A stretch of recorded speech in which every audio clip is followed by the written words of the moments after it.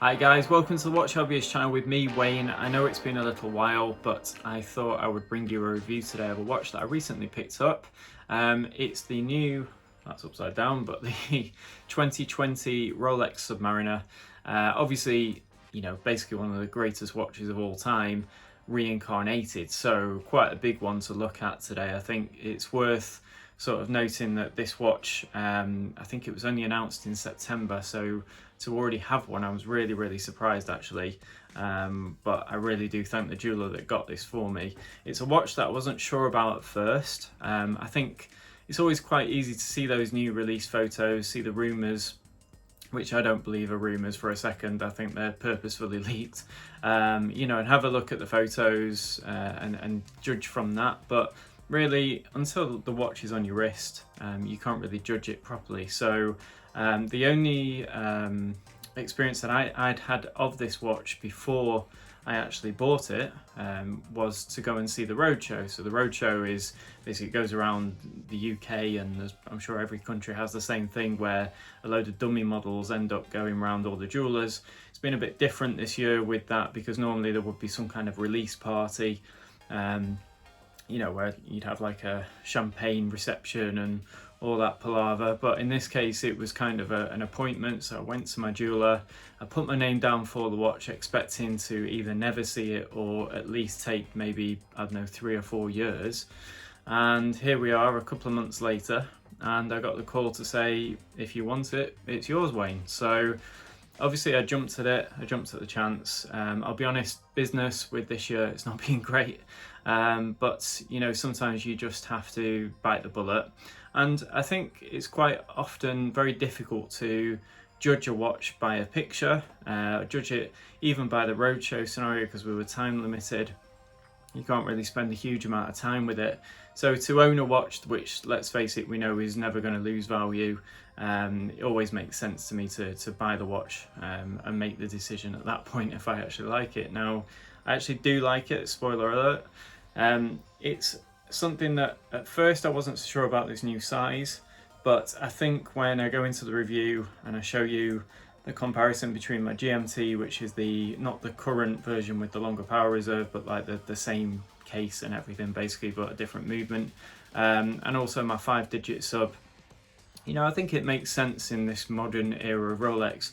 But there are just a couple of little things which I maybe would change, or wouldn't have changed, should I say. But overall, it's a really nice watch, and I think what we'll do now is just jump into the review and I'll show you what I actually think of it up close. Okay, so here it is, the 2020 Rolex Submariner. This is the 126610. It supersedes the 116610 series. The main difference in the range, really, I think, would be if you look at the Hulk variant. So I've not got the Kermit, the current Kermit here. I do have the previous Kermit, and the previous Kermit is what's led to the current design of the new one. Now, I have my own views on that, but just going back to this one, it has a green bezel, which is aluminium, and a black dial. Now, the current green one has replaced the Hulk. The Hulk, to me, had the most incredible green sunburst dial, which was a really nice feature. They've gone and removed that and just kept this black dial, and honestly, to me, it just feels like a cost-saving measure, because obviously you can just produce the same watch but with a green bezel, and you know, sell it as a different product. So that's fine if you prefer. You know, maybe there was some things done by Rolex which, you know, maybe they interviewed 1 million people and they all said they don't like the green dial, but to me the green dial was what made that watch so special. And it just feels like maybe they've acted on going back to a more vintage scenario where it harks back to this watch in particular, but I don't know if I like that as much as the Hulk dial, but that's a whole other argument. Just going back to this one, so this is the black dial with the date. So normally if you refer to a Submariner, just a bit of trivia, if you refer to a Submariner, then you mean a watch that doesn't have a date. And if you call it the Submariner date, then you sound like an aficionado, because you know that a Submariner date is a whole different model and came after all the initial Submariners that didn't have a date. So this being the latest model, I'll be honest, there's not a huge difference between this and the previous one, but it's certainly a jump in some ways. So the first thing, the big headline news, was that it's now a 41mm watch, and I'll be honest, it does seem to wear a little bit bigger. So it's not the dainty watch in any way, shape or form, and it's a sports watch. And the previous one wasn't really either. I mean, that was a 40mm, but so is this. This is a 40mm, and the previous one shared the case mostly with this one, which I'll go into shortly. But you know, people are getting really carried away with this whole 41mm thing.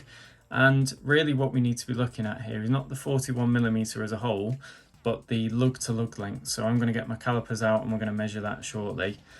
But I think really where they've gone with this is to just evolve the watch, which is different to last time. So 10 years ago, 2010, they updated from the 5-digit subs to the 6-digit.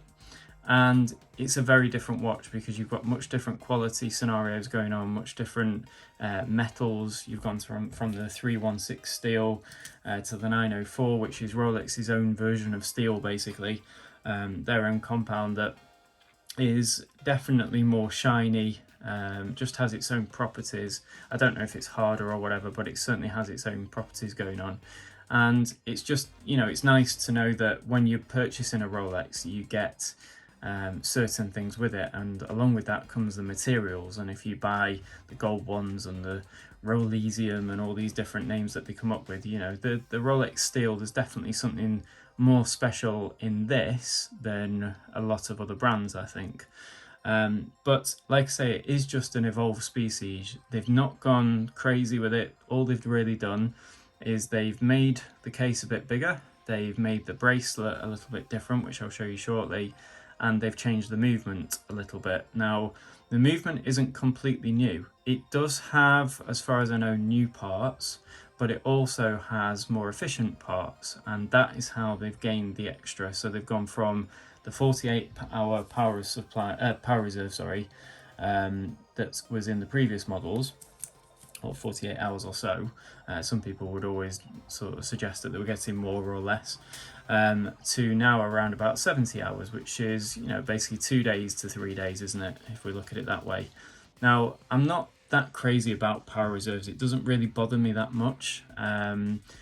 It depends how you wear your watches, for starters. So a lot of people, you know, they're buying the watch for the first time, and they're going to be told by jewelers that, you know, you need a longer power reserve and all this sales talk. But actually, I think it just comes down to your watch scenario as a whole, basically, as I say. So if you wear one watch and only one watch all the time, then power reserve doesn't mean a lot, because you're always going to have the watch on your wrist. You don't need to take it off that often. And you know, basically the fact that it runs for 3 days, if it's not on your wrist, well, it's not that big a deal at that point. But if you rotate your watches a lot, in terms of if you have a collection and you maybe have 5 or 10 watches and you wear one every day, well, the longer the power reserve is, the better, because then at least when you remove the watch and you go to put it back on a few days later, hopefully it's still running at that point and you don't have to reset the time and the date and all that stuff. And that's basically the point of the power reserve. So as a result of that, I'm not that crazy on all that. I think it's just nice that they've made the movement more efficient. I don't think that's a bad thing. I think that's good thinking, good business thinking as well, because they don't have to redevelop an entire movement. They can just sort of work with what they've got, work with where they've gone wrong, and hopefully make it a bit better, which is what they seem to have done. So great. The changes for me that are most apparent are the 41mm, which we'll measure in a moment, but also the bracelet width. Now, the clasp is much thicker and it's noticeably thicker as well. Now, for some people that will be great. I kind of liked the previous taper. So the taper of the bracelet obviously has changed, because you've got a very similar sort of lug width here. So the width of the bracelet at this point where it meets the lugs is very similar to like the previous models, as I'm showing you here. And then we've got a thinner clasp, so the taper is more pronounced, whereas on the newer model, So if we just look at it here, it's a much thicker watch, a thicker bracelet, sorry, from beginning to end. So there's less pronounced taper to it. And for me personally, I think it's, in some ways, it's lost a little bit of character with that, but also you get more metal for your money, and it's a more substantial bracelet without a doubt. I don't know the reasons for doing that, whether they've had bracelets breaking or clasp breaking. I've not heard that at all. I think it's probably purely for aesthetics, because I know that with the deep sea, a lot of people really didn't like the first iteration of the deep sea with the similar taper to the other models, and you know, they updated that on the previous on the I think on the Sea Dweller 43, and also on the current Sea Dweller, I believe that the taper isn't as pronounced on that either. So I think it's just a move to sort of you know, standardize the models a little bit in that respect. But I do think that, you know, some things, some traits of the original watches would be better kept, and I think that is one of them. But I'm not disappointed by any means. It's just that I think it's quite a hefty clasp. And what I have noticed is, just on occasion, if I wear it for a few hours, and of course this is just down to personal wearing scenarios, you know, in terms of how thick your wrist is, how round it is, how square it is, and the fitment of the watch on your wrist. I have noticed something which I've never noticed on any previous Rolex, is just around this area here. I've just noticed it digs in to my wrist occasionally. It's nothing bad, it's no big deal, but I've never had that before on a Rolex. I've had it on Seikos and watches like that, but I've never had it on a Rolex. So it is definitely different, and the way it wears is definitely different for me personally, but for you it may be better, or it may be the same or worse or whatever. But it's just something I've noticed. The luminescence on the watch is totally the same, there's no improvements there. And the hands do seem, I think, a little bit longer, but I can't measure those obviously. But obviously I believe that the dial is now bigger, so therefore, you know, you would expect that to all fall in line as well. So, you know, this is kind of what they've done, is they've just evolved the watch, they've not changed it totally. Now, I did want to compare it measurements wise to the previous models. So I have my trusty calipers here, and I think the biggest difference that I would expect to notice, which I haven't actually measured this yet, is along the length of the watch. So I don't know if we can show that there. Getting just almost bang on 48mm in terms of the length of the watch. Now, it'll be interesting to see if there's any difference with the older model, which is this. Now, I know this is a GMT, but it has a very similar, actually look, no. So it has a very similar case, and it's actually still 48mm long, give or take a few tenths or whatever.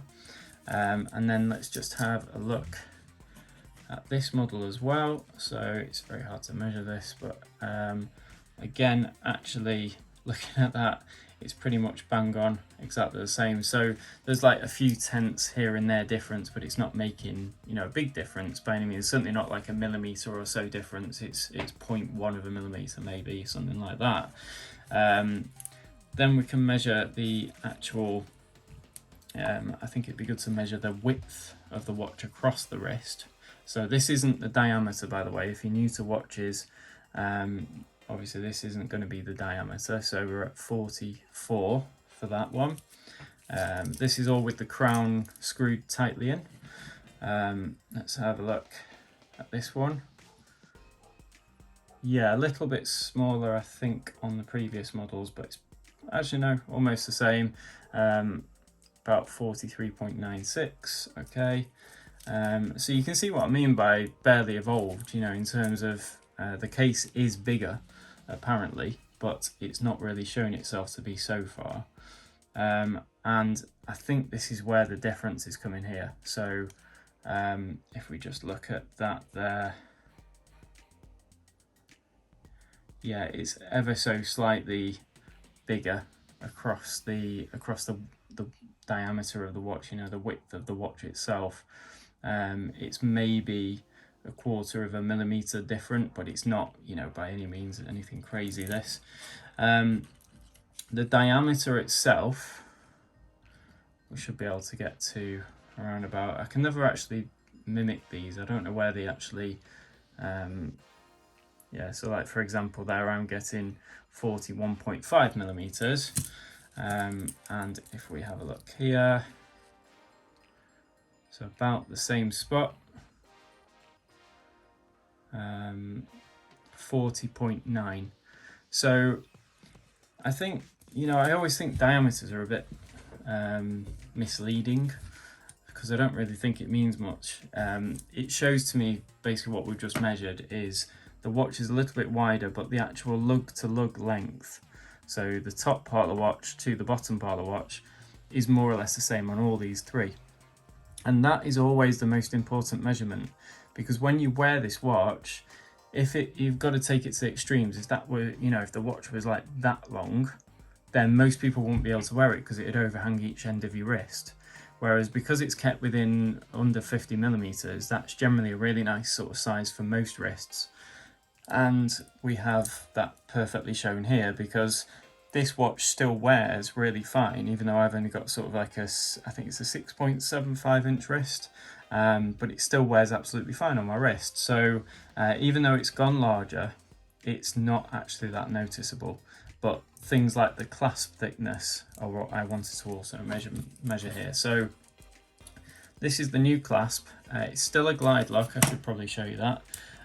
So if we open it up, we still have the glide lock area here, but you can see just visibly, I think, how much thicker this bracelet actually is.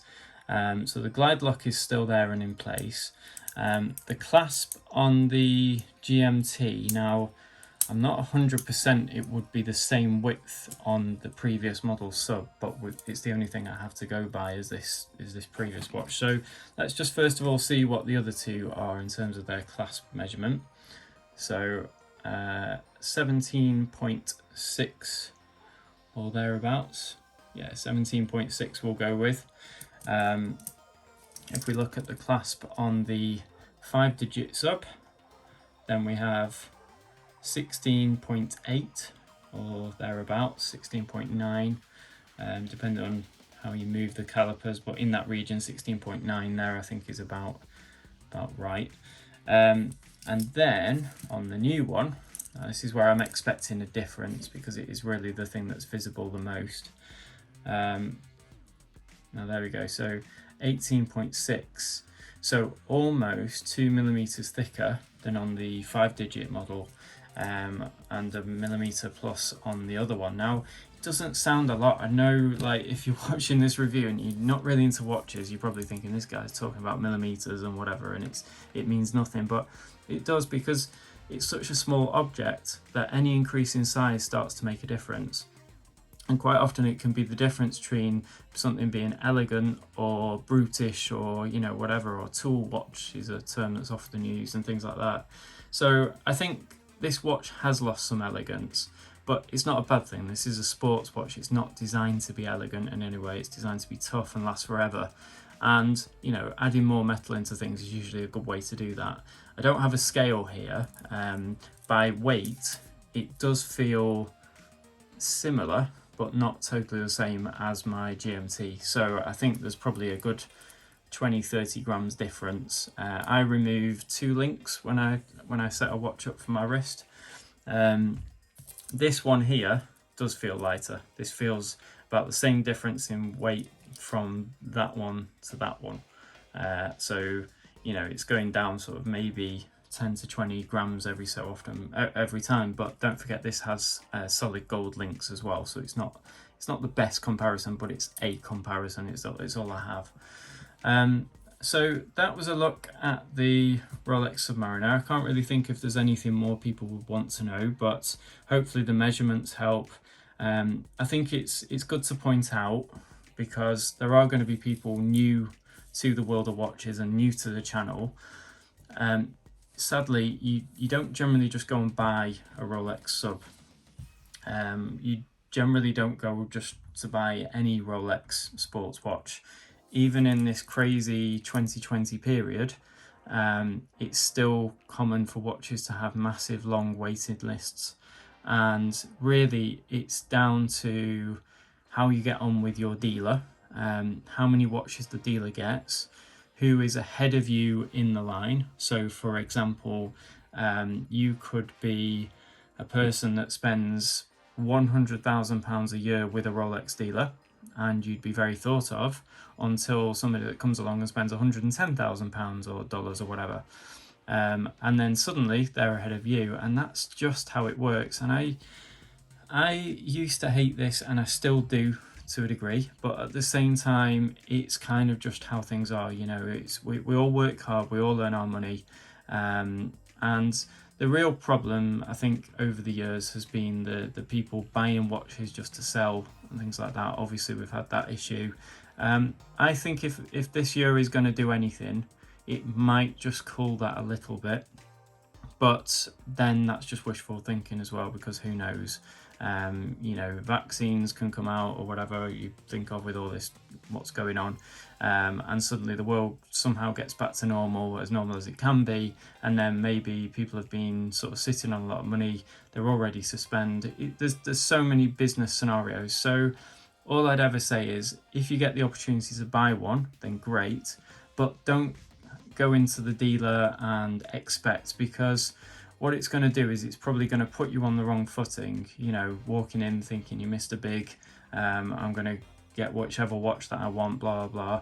And this is why, you know, there would be no reason for such a crazy aftermarket scenario that's going on in the grey market. If you could simply just go and buy these watches. That's why you have to be realistic, and you have to understand that the reason why there is this huge secondary market these days for watches like this is because you can't simply walk in and buy one. It just doesn't work like that. I mean, in the UK here, you can buy a Rolex Daytona. RRP, it's about £9,000. But if you were to get a brand new one, you know, from a secondary dealer, it'd be around about £25,000. It's crazy, the markup. Even this watch here, I mean, I'm sure it's worth a lot more than I've paid for it at retail, but it's just part and parcel of how it works at the minute. The great thing I think that's happened recently is that certainly here in the UK, Rolex now make sure the dealers give you your warranty card. Now that really annoyed me. That many years ago I went to buy a watch. I was one of the first people, if not the first, to come across the scenario where the dealer, to try and stop you selling the watch, would keep the warranty card. And I went mad, to be honest. I kicked off, and a lot of people on forums took the Michael out of me because I kicked off, and the suggestion was that I wanted to sell the watch that I was buying. It wasn't that at all. The reason that I kicked off was because if I buy something, whatever comes along with that should be mine. It should come with the watch, and that's as simple as it is. It's my watch, I've paid a lot of money for it, and it should come with everything that it should. You know, it's as simple as that. If you went and bought a car in the US and you didn't get the title, you'd be, you know, you want everything that comes with it. Here in the UK, if you buy a car, you should get a V5 logbook, and you wouldn't let the dealer hold on to it unless there was some crazy specific reason. So for that very reason, you know, it's nice to know now that although the dealers are obviously still very wary, should I say, of who's buying these watches, it's nice to know that you do get everything, or you should get everything now when you buy a Rolex. Nothing should be held back, nothing should be kept by the dealer, and that's a really nice thing. So, you know, and they were very kind to me. They gave me a little bottle of champagne that's in the background there. I always keep things like that. That's why you can see those there. But they gave me that. You know, it's a nice experience, and it's back to, it felt, when I bought this, it felt like buying a watch 5 years ago, which I can't say it has done for a long time, because it's something that I just feel like we all go in spending these fortunes, and we're expected to buy jewelry to get on with the dealer and everything. In my case, what I've done is I've just been loyal, I've been friendly, and you know, it's nice to just try and get on with people like that, you know, because if you look after them, hopefully they'll look after you too. Try not to sell your watches quickly. Obviously, there's going to get to a point where it's like, well, if you're 5 years down the line and you've still got the watch, then you're more than fine to sell it. But it's more the flip that they're bothered about. If you go and buy one of these watches they've tried so hard to get for you and flip it straight onto the grey market and then it's found out, then that's when they get annoyed, because obviously they have that risk of losing their concession because Rolex don't like them, basically not looking into the customer enough and not knowing who they're selling to. So they want to try and keep that good client base going and not end up with profiteering and things like that on the secondary market. So that's where it all comes from. So I do understand it, but this this watch was the first Rolex actually that I've bought in quite a while, and I'm really pleased with it. Just to sum it up, it's a great watch. It's 300 meters water resistant. It's got a 70-hour power reserve if you've bothered about that. It's got a date, which is nice. I hate the watches that don't have dates, I'll be honest, overall, because the amount of times where I'll go to check my watch and I don't have a date, it frustrates me because I'll need it for some specific reason. So that's fine by me that it's the date version. It's the 126610LN. So LN is Lunette Noir, so it's black bezel. LV would be Lunette Vert, which is the green bezel, because obviously it's Switzerland where they're made and it's the French side of Switzerland, so you end up with the French abbreviations going on. And yeah, that is the Rolex Sub of 2020. So I hope you enjoyed the review. Please make sure you comment below, as it really helps the ratings of the video. But also I'd like to hear just genuinely, what you think of the new Submariner. I mean, obviously it's a big watch to be released, and any time that they make a change, which hasn't been for a good 10 years or so, is always a big point of contention amongst all the watch aficionados and the forums and everything. So I'd like to hear your thoughts on it, especially as, my viewership, because I know that you guys are always very to the point, very accurate with your descriptions of things when you comment, and it's always good to know sort of what that people with my type of thinking actually think of this watch. But overall, I'm really happy with it. Make sure you subscribe to the channel if you haven't already, and hit the bell icon and all that blather, and I will look forward to bringing you another review soon.